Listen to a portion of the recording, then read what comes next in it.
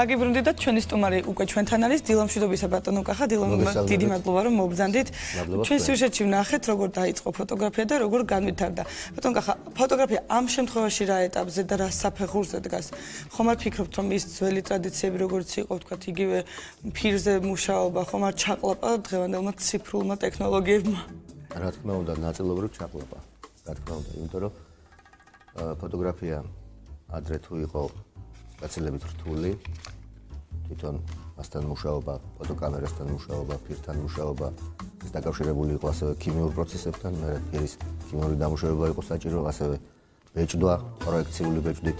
ეს აღარ არის აუცილებელი და ყველა ნებისმიერ მსურველს ხელი მიუწვდება, რომ ციფრული ტექნოლოგიები გამოიყენოს და გამოსახულება მიიღოს გაცილებით მარტივად, ვიდრე ამას ვაგრძელებთ ჩვენ ადრე. მაგრამ ეს არ ნიშნავს იმას, რომ ეს ასე ვთქვათ, ფირი მთლიანად გაქრა და აღარ არსებობს. არა, მწარმოებელი კვლავ უშვებს ფირს, კვლავ თუ აქვს საშუალება შევიძინოთ ფირი, მათ შორის არა მხოლოდ მცირე ფორმატი, დიდი ფორმატის ფირიც იყიდება და არის კვლავ წარმოებაში, არის კვლავ დამუშავებაში და ამ საქმით დაკავებული ადამიანები კვლავ აგრძელებენ ქიმიურ პროცესებს. თუმცა ეს რა თქმა უნდა უკვე მცირე მასშტაბით არის და დარჩა მხოლოდ ასე ვთქვათ, მხატვრულ ფოტოგრაფიაში უფრო, ვიდრე დაუშვათ კომერციულ და გამოყენებით ფოტოგრაფიაში. რომ დღეს უკვე ციფრული ტექნოლოგიები იძლევა იმის საშუალებას, რომ ხარისხიანი გამოსახულება მივიღოთ და ამ გამოსახულებასთან მუშაობა გაცილებით კომფორტულია ფოტოგრაფისტვის, გაცილებით კომფორტულია დამკვეთისთვის, კლიენტისთვის. მას შეუძლია ისიერად ნახოს გადაღებული ფოტომასალა, შეიტანოს მასში შეიტანოს რამ კორექტივები, ეს ასე მომწონს, ისე არ მომწონს და ფოტოგრაფმაც უკვე ადგილზევე მიიღოს შესაბამისი კორექტივა. ბატონო კახა, თქვენ ამბობთ, რომ ფოტოკამერიანი ადამიანი ფოტოგრაფი არ არის ამ საქმეში სპეციალური ცოდნის და გამოცდილების გარეშე ის უბრალოდ ფოტოკამერიანი ადამიანია. ეს არის თქვენი სიტყვები. საინტერესოა რა არის მთავარი იმისათვის, რომ ფოტოგრაფი იყო და ფოტოგრაფი გერქვას. ახლა იცით როგორ არის ფოტოგრაფია, ეს არის გამოსახულებითი ხელოვნების ერთ-ერთი მიმართულება. იქიდან გამომდინარე გამოსახულებითი ხელოვნებას თქვენ რა საშუალებით აწარმოებთ, ამას არსებითი მნიშვნელობა მაინდა-მაინც არ აქვს. იგივე ფერწერაში გამოიყენება ფუნჯი, ხო? გამოიყენება საღებავები. შესაბამისად, ფერმწერმა, მხატვარმა უნდა იცოდეს ამ ფუნჯის მოსმის ტექნიკა, უნდა იცოდეს საღებავების ერთმანეთთან შეხამების ტექნიკა. ეს ყველაფერი უნდა იცოდეს, ხო? ამ შემთხვევაში ახლა როცა ჩვენ ფოტოგრაფიასთან გვაქვს საქმე, მიუხედავად იმისა, რომ ფოტოკამერას შეუძლია დამოუკიდებლად ფოტოს გადაღება, თვითონ გამოსახულების ფიქსაცია. აი რა გამოსახულებას დააფიქსირებს და როგორ დააფიქსირებს? აი ეს უკვე დამოკიდებულია თვითონ მასზე, ვისაც ეს ფოტოკამერა ხელთ უკავია. ანუ ფოტოკამერა ეს არის გარკვეული ფუნჯი. ფოტოები გადის ახლა ეთერში ხო კონსტრუქცია? დიახ.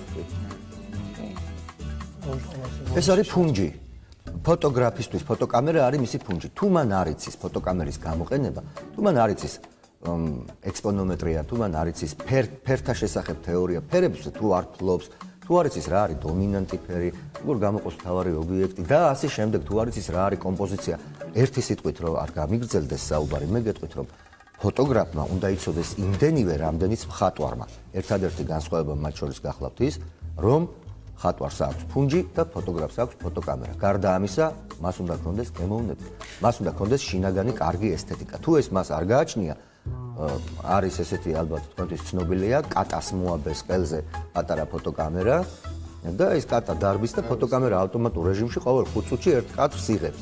რა თქმა უნდა, ეს ხელოვნების ნაწარმოები არ არის, იმიტომ რომ მასე ადამიანური შრომა არ არის დახარჯული. ფოტოკამერას დამოუკიდებლად შეუძლია შესრულება აი ამ სამუშაოს გადაღების, მაგრამ რა თქმა უნდა, ახლა კატა ამას ვერ გააკეთებს. ადამიანი სწორედ იმიტომ არის ფოტოგრაფი, რომ მან ზუსტად უნდა, ხო, ეს გადის ცნობილი კატაა, ძალიან პოპულარული, Facebook-საც გადის და სხვადასხვა სოციალურ ქსელებში, ეს წითური ფისუნია, დარბის ყელზე კიდია გამარა, ყოველ წუთში ერთ კადრს იღებს. თუმცა ახლა საქართველოში ესეთი რაღაც ტენდენცია წამოვიდა, რომ ძალიან ბევრი ფოტოგრაფია, სურველი. ხო, სურველი არის, მაგრამ ბევრი იღებს კიდევაც და იძახის რომ მე ფოტოგრაფია, მაგრამ მე დაგეთანხმებით, აუცილებლად რაღაცა გარკვეული განათლება საჭირო, რომ გახდე ალბათ ფოტოგრაფი.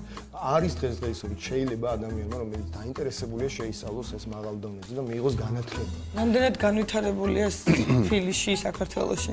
ახლა მე უნდა მოგახსენოთ, რომ ზოგადად ამასთან დაკავშირებით ჩვენ ჩართო საქართველოს ფოტოგრაფთა ასოციაცია დამოუკიდებლად რა თქმა უნდა ადრეც ატარებდა ამის შესახებ კვლევებს, მაგრამ ახლა მოგვეცა საშუალება დეკემბრიდან ჩართულიყავით ევროკავშირის პროგრამა კულტურის პროექტში ყურადღება გაიღიმა SAGE ესე ნება ინგლისურად, სადაც მონაწილეობს 6 ქვეყანა, აღმოსავლეთ პარტნიორობის 6 ქვეყანა. ეს 3 წლიანი პროექტია და დაგეგმილია კომპლექსური ღონისძიებები სწორედ ჯერ ერთი ამ საკითხის გასაანალიზებლად, პრობლემების წარმოსაჩინად და მეორე პრობლემების გადასაჭრელად, ამ პრობლემების გადასაჭრელად. აქ დაგეგმილია.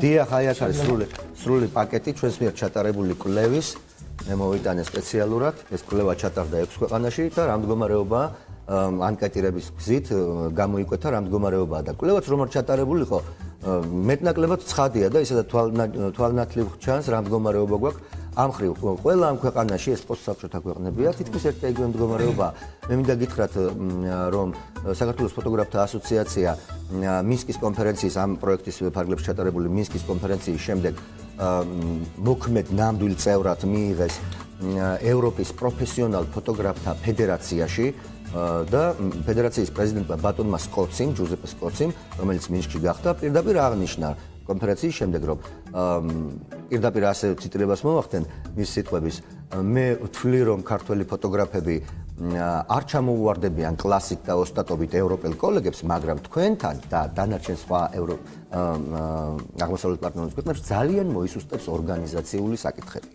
ანუ არ არსებობს განვითარების ერთიანი სტრატეგია. რეგიონებში მდგომარეობა არის ძალიან ცუდი.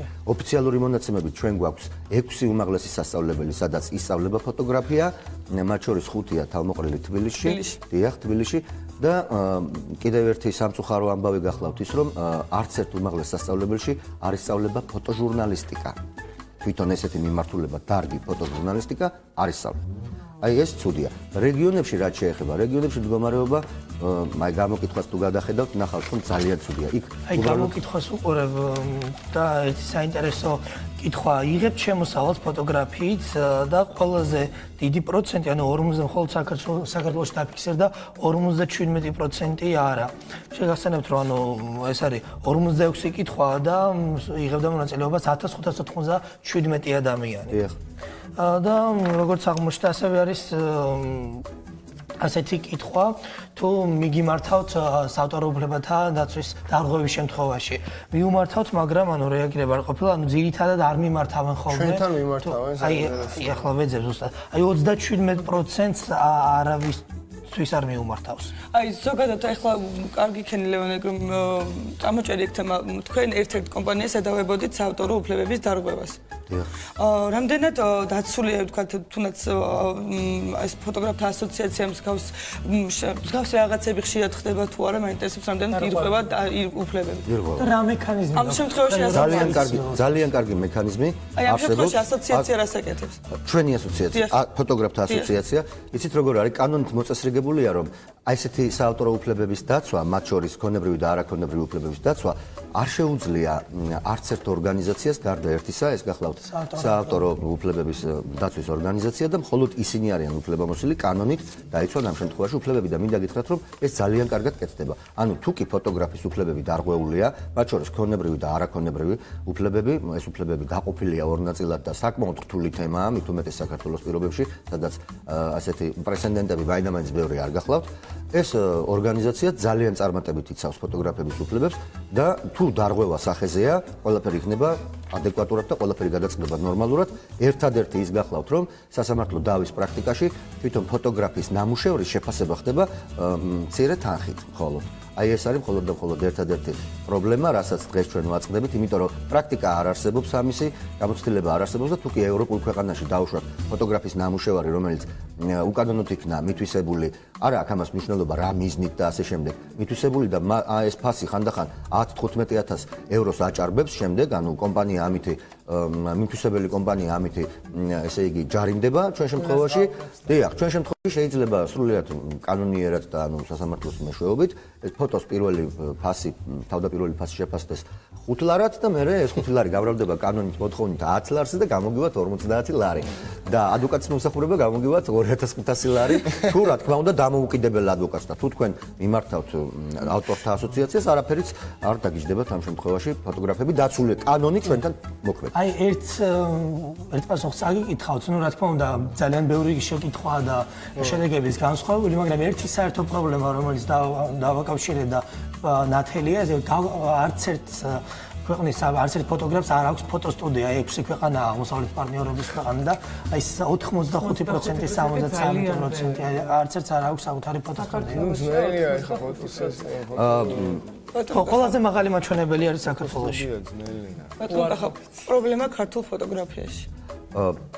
პრობლემა არის კიდევ გეუბნებით ის რომ პირველ რიგში ანუ უხარისხო ფოტოებზეც ამახვილებდით ყურადღებას და სტანდარტი რა თქმა უნდა ფოტოს გააჩნია მით უმეტეს დღევანდელ ციფრული ტექნოლოგიების ეპოქაში ფოტოს გააჩნია გარკვეული სტანდარტი.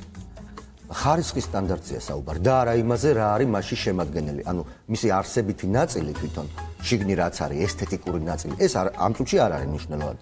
მნიშვნელოვანია თვითონ მისი გადაღების, ანუ სწორად გადაღება, მისი სწორი ექსპონირება კადრის, დინამიური დიაპაზონი და ასე შემდეგ.